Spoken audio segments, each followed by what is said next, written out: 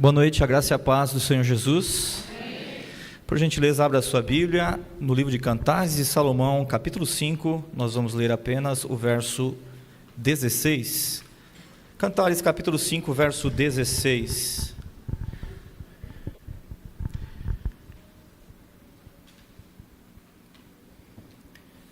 Graças a Deus. Todos encontraram?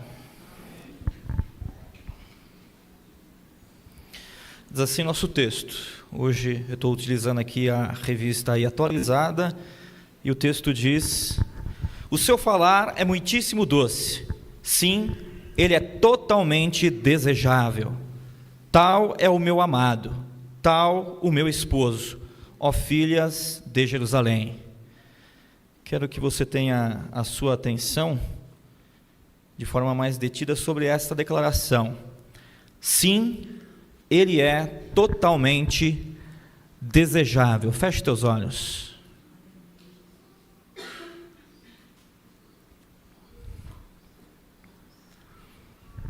Como nós dependemos de Ti, bendito Senhor Espírito Santo.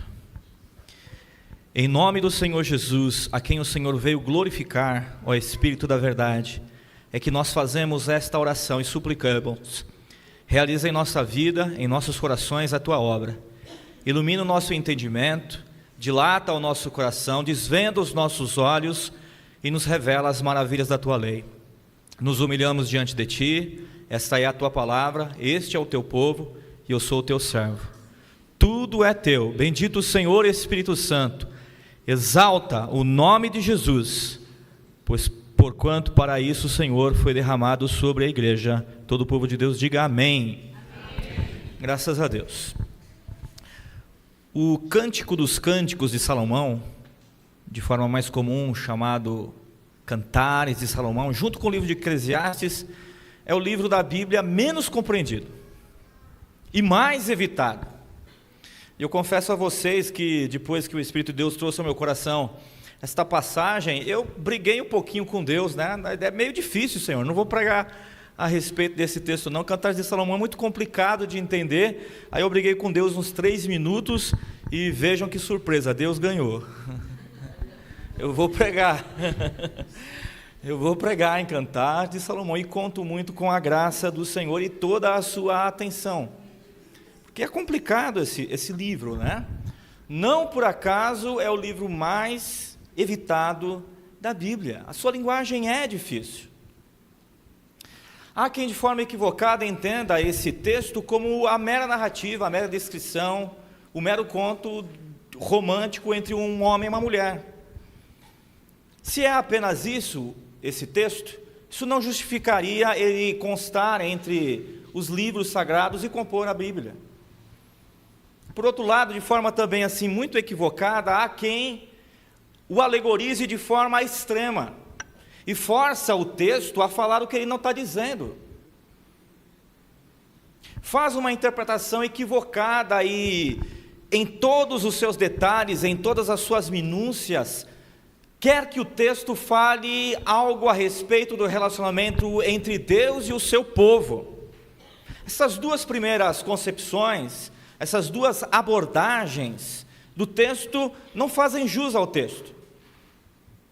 Não faz com que o texto traga aos nossos corações a mensagem que de fato ele quer nos trazer. Talvez a forma mais equilibrada de nós compreendermos este livro sagrado seja entender a partir, levando em conta o seu gênero literário. Entre as propostas, né, de muitos comentaristas e linguistas e gente que se dedica de forma mais detida ao estudo da palavra do Senhor, eu entendo que a forma mais adequada de nós entendermos esse texto é encará-lo como um gênero literário típico, tal como é o idílio lírico. O que é um idílio lírico? É um poema curto, que se vale de cenas campestres, campesinas, e que narram e descrevem o amor romântico entre um homem e uma mulher. Vários poemas curtos que são aglutinados. Não se trata de um drama, não se trata de um outro gênero literário. Isso nos levaria a interpretar mal o que o texto diz. Mas se nós entendermos que se trata de um aglutinado, de textos poéticos, que sim falam a respeito de um romântico, de um relacionamento romântico entre um homem e uma mulher, a saber, Salomão e Sulamita, mas que ao mesmo tempo é legítimo que nós entendamos que este casal tipifica, simboliza, não em todas as minúcias, não em todos os detalhes, mas em muitos aspectos, o relacionamento entre o Senhor e o seu povo. A gente pode então extrair desse texto uma mensagem que certamente fará bem aos nossos corações. Não é por acaso que os judeus declaram ser este livro, o Cântico dos Cânticos de Salomão, o livro mais sagrado entre os livros, entre este aglutinado que nós chamamos Bíblia. Não é sem motivo que, por ocasião da celebração da festa da Páscoa, eles o leem nessa celebração, nesta comemoração. O Senhor, no Antigo Testamento, Isaías, por exemplo, capítulo 54, verso 5, afirma que o Senhor Deus Criador é o teu marido, referindo-se à nação e o povo de Israel. O Senhor é o marido, o Senhor é o esposo do seu povo. E foi na ocasião em que o Senhor, através de Moisés, faz o seu povo livre da terra da servidão, e ali junto ao pé do Monte Sinai, celebra aquele pacto. Ali Deus, Yahvé, se casou com a nação de Israel. Então, na celebração, vamos assim dizer, da comemoração deste relacionamento, desta união, esposo e esposa, eles então declaram todo este livro como que numa celebração entre este amor eterno que há entre o Senhor e o seu povo. Em linhas gerais, o que esse texto nos informa? O livro como um todo. O texto fala a respeito do rei Salomão, sucessor de Davi no trono de Israel. Ele foi um homem que teve muitas mulheres. O seu harém chegou a ter 700 mulheres e tantas concubinas, e eu já me perdi aí quais são quais, mas são 1000 mulheres. E nós sabemos que a maior parte destas mulheres vieram para estar no palácio de Salomão por conta de alianças políticas. Certamente Salomão sequer tocou em muitas delas. Mas o texto aqui nos informa a respeito de um amor genuíno, autêntico, que desabrochou tanto no coração de Salomão, quanto desta jovem donzela belíssima chamada Sulamita. E este é o Cântico dos Cânticos de Salomão. E em linhas gerais, o texto nos informa que o rei Salomão, por ocasião da sua visita à sua vinha, que estava situada lá no Monte do Líbano, ele por acaso se deparou com a beleza de uma jovem sem igual. E ele se aproximou dela, mas num primeiro momento Sulamita fugiu. Mas o rei, encantado pela beleza daquela jovem, se vestiu de pastor e foi ao encontro dela. Ele a visitou e conquistou o amor daquela bela jovem. E depois, num segundo momento, numa segunda visitação, com toda a pompa real, sendo ele quem é, um rei grande, próspero, reconhecido não apenas na sua nação, mas nas nações que o cercavam, ele vem como rei e mais uma vez se apresenta a ela para reconquistá-la e fazê-la introduzir no seu palácio, e ali eles se casam. O livro celebra esta união, este romance, este relacionamento conjugal, este casamento, esta introdução de Sulamita no palácio onde ela foi feita rainha. E ali, celebrando este amor, existe a lembrança, a reminiscência de todo aquele processo de conquista.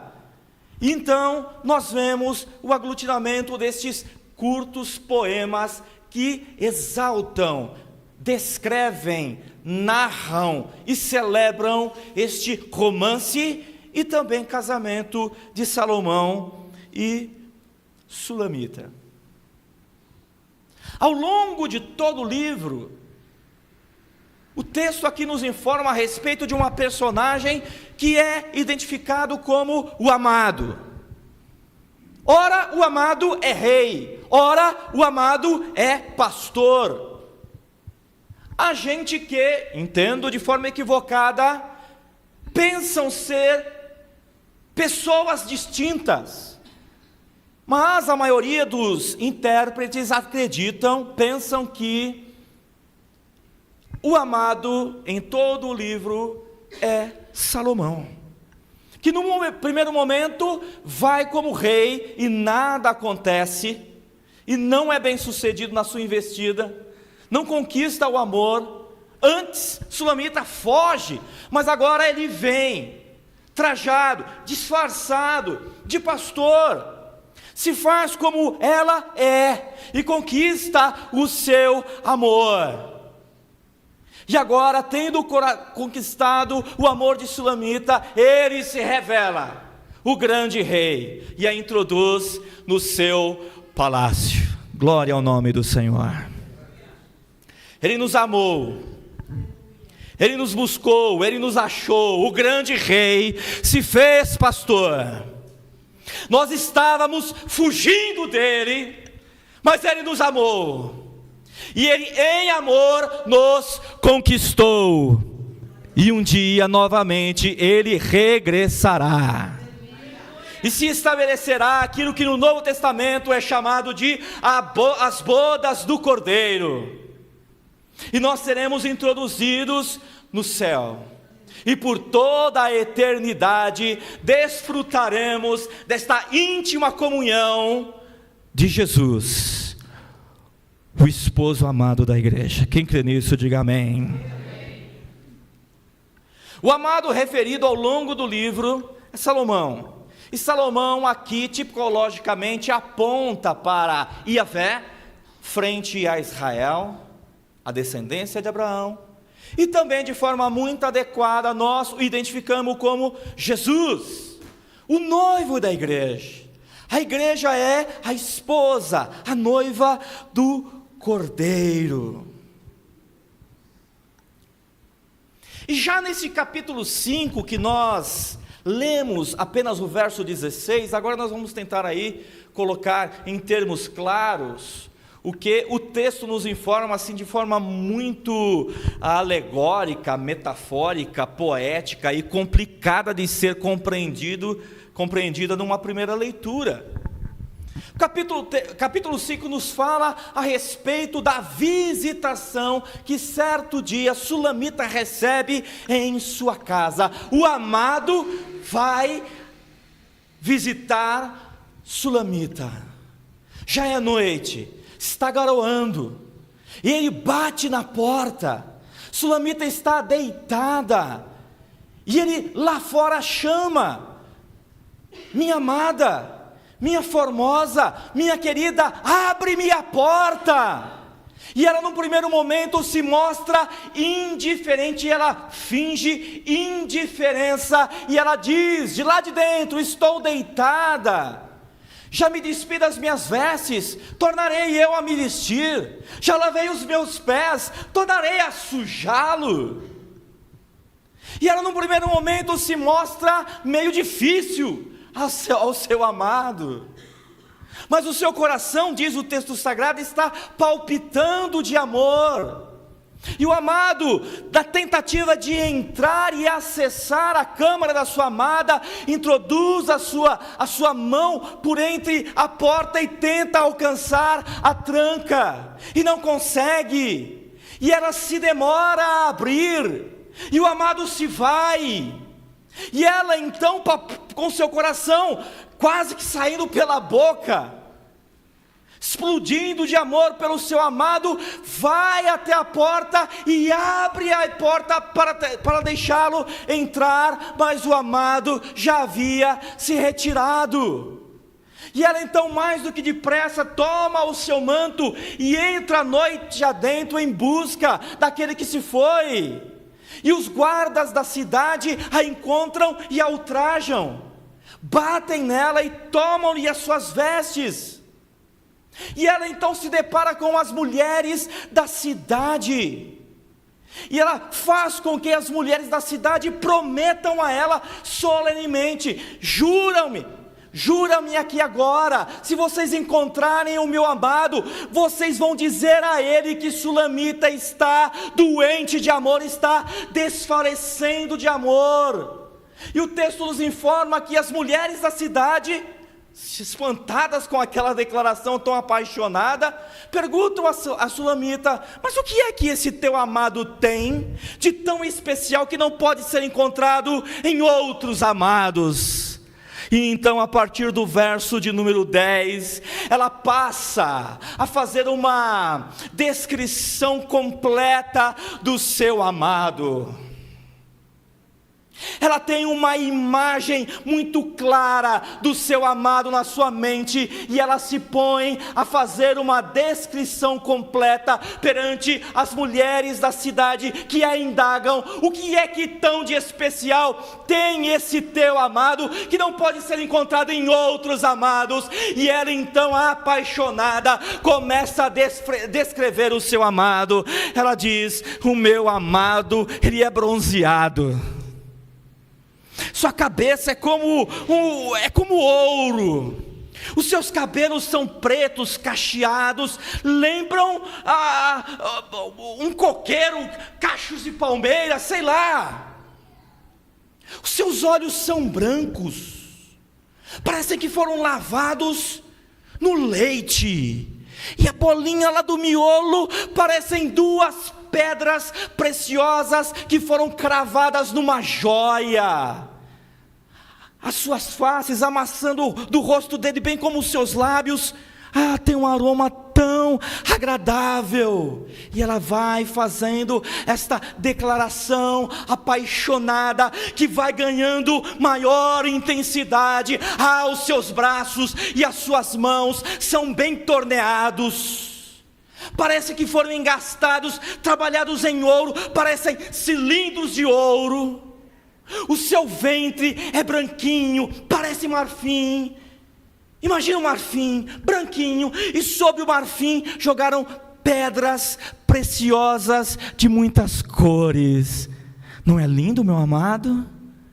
Suas pernas parecem colunas de mármore, lembram também os fortes troncos dos cedros do Líbano. E então ela irrompe num êxtase, e ela diz: sim, ele é totalmente desejável.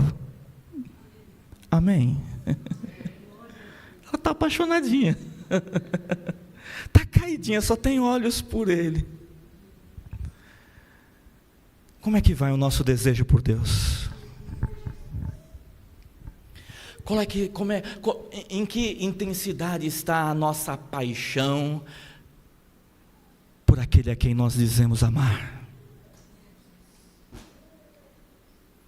O nosso desejo por Deus pode ser aferido, se expressa, em primeiro lugar, pela prontidão com que nós o atendemos. Sulamita, ao ser visitada pelo seu amado, fingiu indiferença.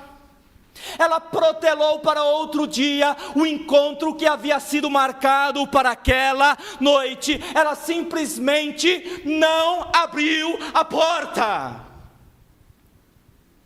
O nosso amado, não sei se acontece com você, certamente acontece, amada igreja do Senhor, nos visita. Amém? Todos nós temos uma disciplina espiritual, um certo regramento que norteia a nossa vida religiosa, espiritual. Nós temos certas rotinas, certos costumes, mas de vez em quando, Deus marca um encontro com a gente, não é assim? Quarta-feira eu estava no trabalho, ela não vai gostar, mas eu vou falar. Quarta-feira eu estava no trabalho e de repente me veio um calor no coração, uma lembrança da minha esposa. E eu liguei para ela. Eu falei: "Ih, morena, hoje nós vamos sair." Ela falou: "Você está marcando um date?" Aí ela teve que explicar para mim o que é um date. Eu vou ter que explicar para alguém também, né? Mas alguém já sabe, né? É um encontro. Eu falei: é isso aí, você é bonita e inteligente, é isso aí, eu estou marcando um encontro com você. Por que quarta-feira? Porque é mais barato, né, irmãos? Amém? Glória a Deus. Porque Deus dá o dom, mas dá sabedoria também.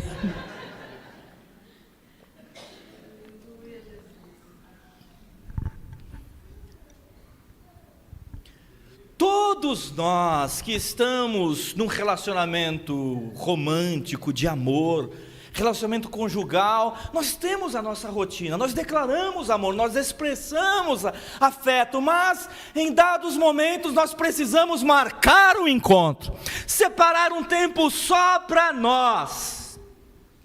Amém? Vez ou outra o nosso Deus vem e se apresenta a nós.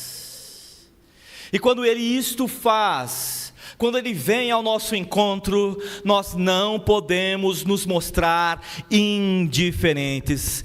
Corre, abre a porta, é agora, para. Se Deus tocou o seu coração, para, ora, canta louvor. Para ouvir o que Deus tem para dizer. Eu estava no trabalho e estava ali lavando algumas peças, e então alguns pensamentos ocorreram à minha mente, e eu percebi: não é a minha mente, é a voz do Senhor. Eu parei e dobrei os meus joelhos e me apropriei daquela palavra. Aquele era o meu amado visitando o meu coração. Não fuja do encontro, não protere para amanhã o encontro que o Senhor marcou contigo hoje. Você já acordou pela madrugada, do nada, pá, sono foge, é o teu amado batendo na porta. E pouco importa, como disse o pastor, se está calor, se está frio, se o tempo está seco ou se está chovendo. Se o amado te chamou, vai correndo, vá correndo para o abraço do teu amado, porque o nosso desejo por Deus se expressa em primeiro lugar pela prontidão com que nós o atendemos. Remova as trancas, abra as portas, permita que Deus entre, e que o teu amor, que a tua paixão pelo Senhor, que o teu desejo pelo Senhor e pelas coisas do Senhor sejam mais uma vez aflorados, sejam despertados, que aquela chama, que aquela paixão, que aquele primeiro amor seja resgatado. Abra a porta. Outra coisa que a Juliana gosta de fazer, e é inevitável você ler Cantares de Salomão sem pensar em Deus e pensar na pessoa que você mais ama. Amém? 2 pontinhos já, hein? Vai marcando aí, já ganhei 2 pontinhos. Se tem uma coisa que a Juliana gosta de fazer, e eu acho isso muito curioso, pode estar onde estivermos, cai a tardezinha, o sol vai se pondo, ela para, e ela fica olhando para o sol, e ela tira foto, e ela posta. Normalmente embaixo traz um versículo, como a criação manifesta a glória de Deus. Você já percebeu como o pôr do sol causa em nosso coração uma introspecção, como nos leva ao silêncio, à meditação, a pensar em Deus e em sua grandeza? O pôr do sol desperta o nosso coração para uma saudade, para uma nostalgia. A gente fica assim, desejoso por um encontro. Amém? E não é isso sem motivo.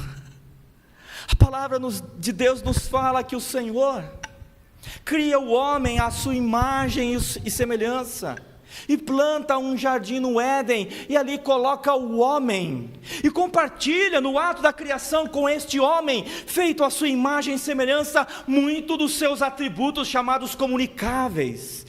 O homem é tal como Deus é, no sentido de ser pessoa. Ele possui existência, vida pessoal. Ele tem razão, emoção e vontade. Ele tem autoconsciência e ele tem autodeterminação. Ele tem vontade. O homem foi criado ser pessoal para o relacionamento. Não é à toa que Adão no Éden, no jardim de Deus, cercado por todas as bênçãos do Senhor, ele se percebe só. E Deus diz: não é bom que o homem esteja só, far-lhe-ei uma auxiliadora que lhe seja idônea. Eu vou prover para o homem uma companhia compatível, vou completá-lo. E da costela de Adão ele traz Eva, e ele a identifica como osso dos seus ossos e carne da sua carne. E agora Adão se vê completo com Eva e com Deus. Porque Deus, todas as vezes que o sol se punha, na viração do dia, visitava a Adão. Aleluia. Quem entendeu isso, diga amém. É o amado batendo na porta, é um maravilhoso encontro com Deus. Aleluia. Eu não sei, mas isso faz muito sentido para mim.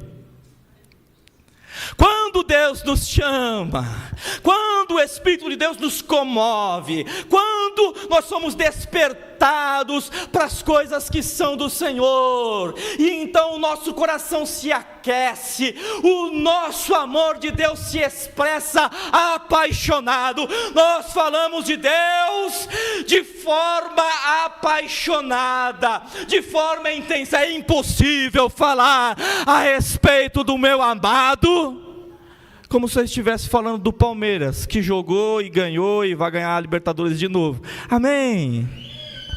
Quem concorda aí, tá vendo?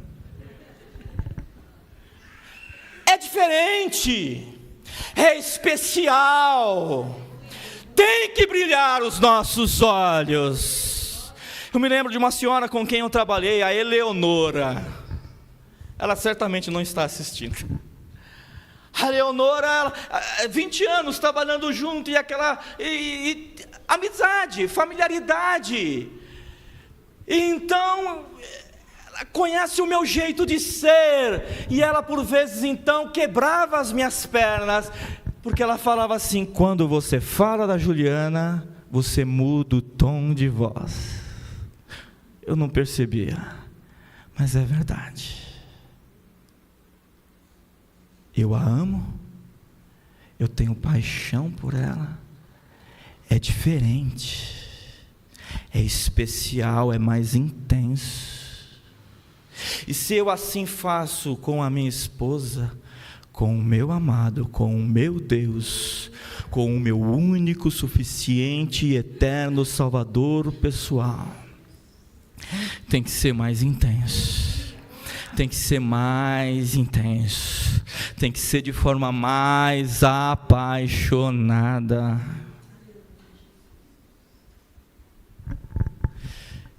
E entramos então no nosso segundo tópico, porque o nosso desejo por Deus se expressa em segundo lugar pelo testemunho apaixonado que fazemos a respeito dele.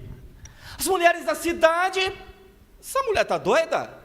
o que é que tem esse teu amado, que não pode ser achado em outro amado? E ela então encontra a ocasião oportuna para falar do seu amado. Sabe-se lá quantas das mulheres da cidade pararam para ouvir aquele relato apaixonado. Meu irmão, minha irmã, Sulamita tinha uma imagem do seu amado cravada em sua mente, e ela tentou, se esforçou, se esmorou para o tanto quanto possível, detalhadamente, minuciosamente e apaixonadamente revelar o porquê da sua paixão. O meu amado é sem igual. O meu amado é sem igual. E ela falou a respeito das qualidades que caracterizavam a natureza de um homem, Salomão. Irmãos e irmãs, o Novo Testamento nos fala que nós devemos estar prontos para responder com mansidão todos aqueles que indagarem a respeito da razão da nossa fé. Vez ou outra, Deus nos dá de bandeja estas oportunidades. Alguém vem, como que dizendo: fala-me sobre Jesus. Aí, irmãos, você tem que mudar o tom de voz. Você tem que falar com reverência, com paixão. Qual é a imagem que você tem a respeito de Deus em sua mente? Você tem uma clara imagem, uma clara percepção de quem Deus é e como é que Ele se relaciona com tudo o que Ele criou? Quem é Deus para você? Quais são as qualidades inerentes à pessoa divina? Quais são os seus atributos?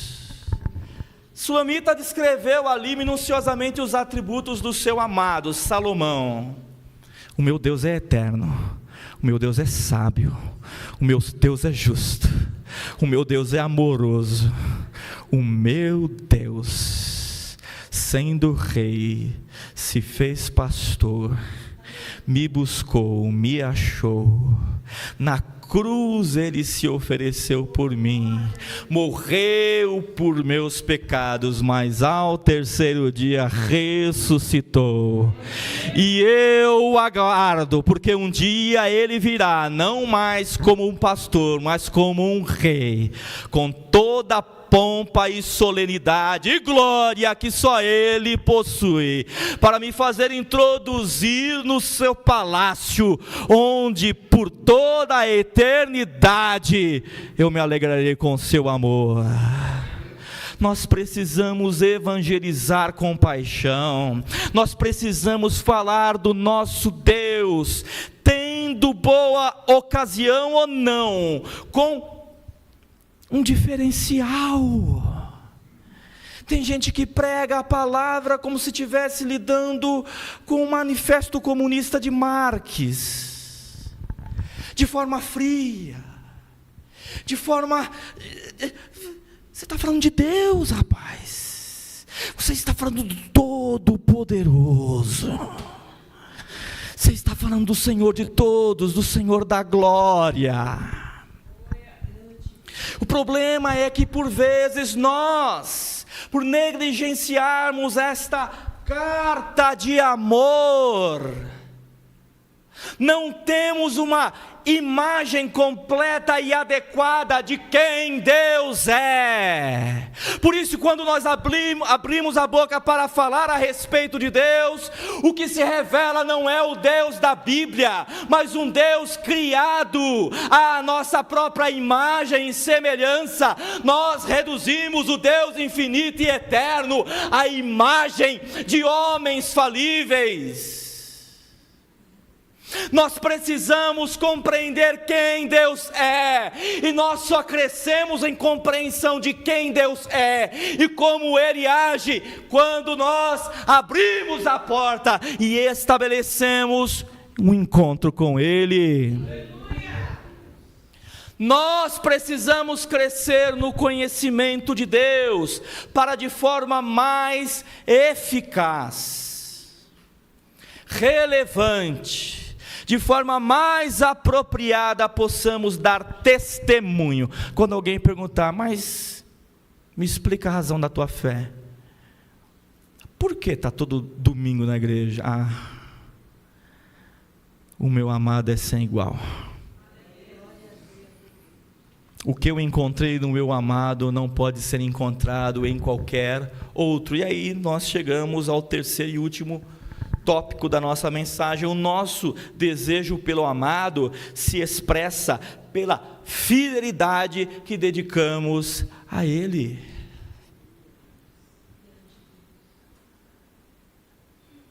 Ele se mostrou tão belo a nós. Ele se mostrou tão amoroso a nós. Ele se mostrou tão sem igual. Sejamos fiéis a Ele, porque o que nós temos encontrado nele, nós não poderemos encontrar em qualquer um outro. Não há outro Deus, não há outro Senhor, não há outro amado, não há outro pastor, não há outro que possa se comparar ao Senhor Jesus. Não troquemos a Jesus, suas palavras, suas ideias, sua proposta de vida, por outras palavras, por mais belas e sedutoras que possam soar aos nossos ouvidos. Não é conforme a palavra do meu amado. É bonito, mas não me serve. Eu não me deixo seduzir. Eu não vou me deixar levar cativo por outra ideia, ideologia, filosofia, prática religiosa ou proposta por qualquer partido político, seja lá qual for a ideia em questão. Eu sou do meu amado e meu amado é meu. Não o troque por outro. Não o troque por outro. Leia de tudo, mas sobretudo leia a palavra de Deus. Se engaje em tudo, para o que você se sentir vocacionado, mas sobretudo se engaje na obra de Deus. Sinta prazer, contentamento, realização, alegria em todas as áreas da tua vida, no aspecto amoroso, financeiro, profissional, acadêmico, esportivo, seja lá o que for. Pratique, é legítimo, pode trazer satisfação à alma, mas sobretudo, o meu relacionamento com Deus não pode ser afetado por nada e por ninguém. Eu não o troco por nenhum outro. Quem entendeu isso, diga amém. O nosso desejo por Deus se expressa pela prontidão com que nós o atendemos. E o Senhor hoje, mais forte, está batendo na porta de alguém.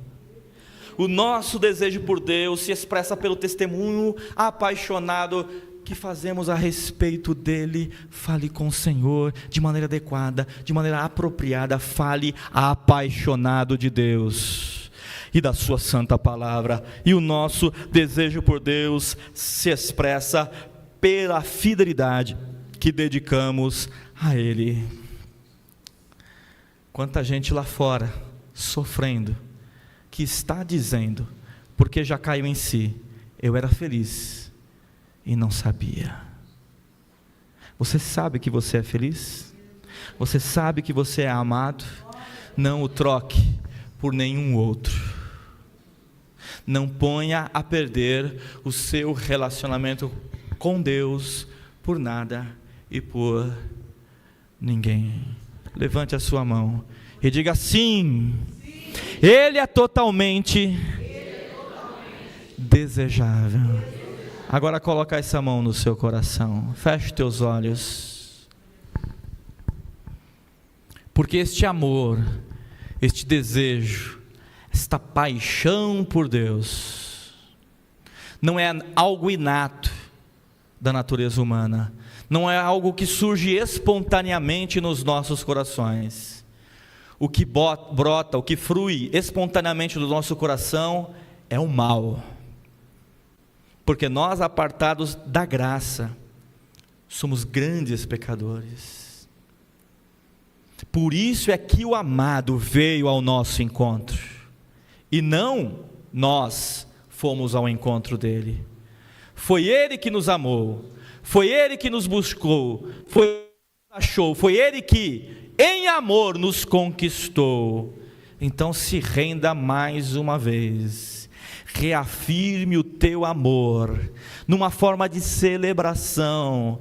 Se de repente, talvez você conseguir imaginar aquele primeiro encontro, aquele bendito dia em que você creu em Jesus, e que os olhos do seu entendimento foram descortinados para crer, para perceber que você é um grande pecador, e que Deus seria absolutamente justo se te banisse eternamente da presença dele.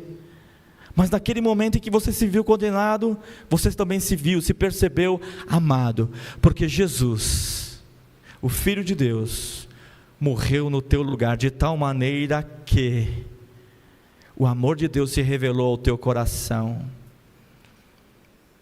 e este amor é eterno e inviolável. Bendito Senhor, nós suplicamos a Ti, garante em nossos corações a manutenção deste fogo, deste calor, deste desejo, desta paixão por Ti e pelas coisas que estão relacionadas com o Senhor. Deus bendito, Deus santo, muitos de nós estão negligenciando o dever de orar, o dever de ler a Tua palavra, o dever e o prazer de cantar louvores ao Senhor, de se fazer atento e inclinar os ouvidos para ouvir o que o Senhor tem a dizer. E nós Te pedimos, tenha misericórdia, porque nós, à semelhança de Sulamita, temos ouvido o Senhor bater na porta, mas temos nos portado com indiferença. Nós Te pedimos, dá-nos saltar da cama, dá-nos saltar, meu Senhor e meu Deus, desta condição de anemia espiritual, de indiferença espiritual, de mornidão espiritual, de procrastinação espiritual. Dá-nos ir ao Teu encontro e escancarar a porta do nosso coração. Dá-nos ouvir o que foi ouvido pela Tua igreja lá em Apocalipse, meu Senhor. Tu disseste: eis que estou à porta e bato, se alguém ouvir a minha voz e abrir a porta, entrarei, cearei com ele e ele comigo. Deus bendito, Deus santo, nós sabemos que não há na cultura judaica um outro ato de tamanha intimidade tal como este, do que se assentar à mesa e compartilhar uma refeição. Deus bendito, Deus santo, o Senhor já pôs uma mesa e há um lugar reservado para cada um de nós.